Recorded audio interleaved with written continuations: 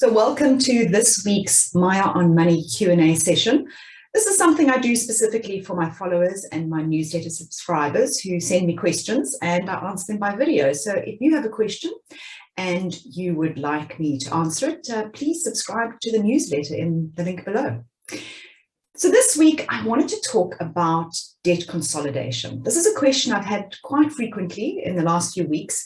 And there seems to be a bit of a misunderstanding as to what debt consolidation is versus debt review. So I want to start off with that principle. Debt consolidation is when you go to the bank and you take out a loan from the bank and you replace all your smaller debts with a single loan. So you're consolidating your debt into a single loan. You could also do this with your home loan as well, as an example. So some people consolidate their debt, they take money out of their access bond and they settle the debts. That is very different from debt review. So debt review is a court-ordered instruction that protects you from your creditors, but you agree to a repayment plan over a period of time. And that is court-ordered. Once you are in debt review, you cannot exit debt review until you've settled all of those debts. It is a legal agreement with a court order, and you are working with a debt counselor, and there's a whole lot of fees and things involved in that. And I have seen too many adverts, quite frankly, from debt counselors or debt counseling lead generators. I saw one of my followers sent me consumersave.co.za. Nowhere do they really explain to you that what they are offering is debt review or debt counseling. They kind of make it seem like it's just some sort of debt consolidation. So be very, very aware and ask that very important question. Is this debt review or is this true debt consolidation? Because debt consolidation can only really be done directly with the bank, where you go and you take out another loan. So just please be very, very clear about that. So in terms of debt consolidation, is it a good idea to go and take a loan from the bank, maybe settle your credit card, a couple of store cards, so small debts, and pay a single amount to the bank every month? Now, I've written about this quite a bit in Money Makeover. Every year we kind of usually use some form of debt consolidation for some of our candidates, and it can work, but it comes with some really, really big warning signs that I want to make sure that you understand.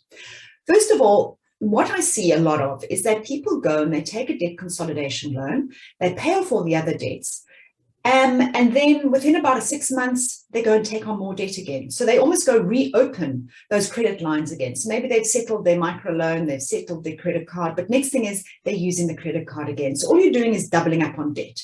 You need to be extremely disciplined. You need to go and know that you're going to close that credit card facility, all those other credit facilities, and not access them again. One of the advantages of debt consolidation is that you also, of course, removing all those individual fees. So you've got admin fees and credit facility fees that come with all loans. So if you have a single loan, you can save on fees. Also see what the interest rate would be. So if, for example, we actually have been quite successful in this year with Money Makeover, with one of our candidates, Annette, we were able to, by getting a consolidation loan, actually lower the interest rate that she was paying. So have a look, saying, if I take this consolidated debt with the bank, will it be lower? Will I pay lower interest? Maybe I'm currently paying 25%. Will I lower it to 17%? Then that's definitely, it's advantageous for you to consider debt consolidation. So you need to look at that. Another way that debt consolidation can help is maybe you're not getting a lower interest rate. Maybe the interest rate's similar, but you're able to restructure the debt over a longer period of time. Now, I do not advocate this as your first choice, simply because the longer you take to pay off debt, the more expensive it is. However, if you are literally facing a situation where you're saying, well, I cannot physically continue to meet my debt repayments, I need a bit of a breather, then what you do by extending the period is you lower the repayment amount every month. But please only do this if you have done everything else, that you've cut out the luxuries, you've been tracking your budget, and there really is no room to move, because this is an expensive option. It will cost you more money over time. But we have had 1 or 2 cases where literally the person needed the breathing space. We'd done all the work, we had, cut where we could, but they just needed that breathing space to cope. So that is another time that debt consolidation works. But again, It can work, but run the numbers. Is the interest rate going to be lower? What is my total repayment going to be over the period?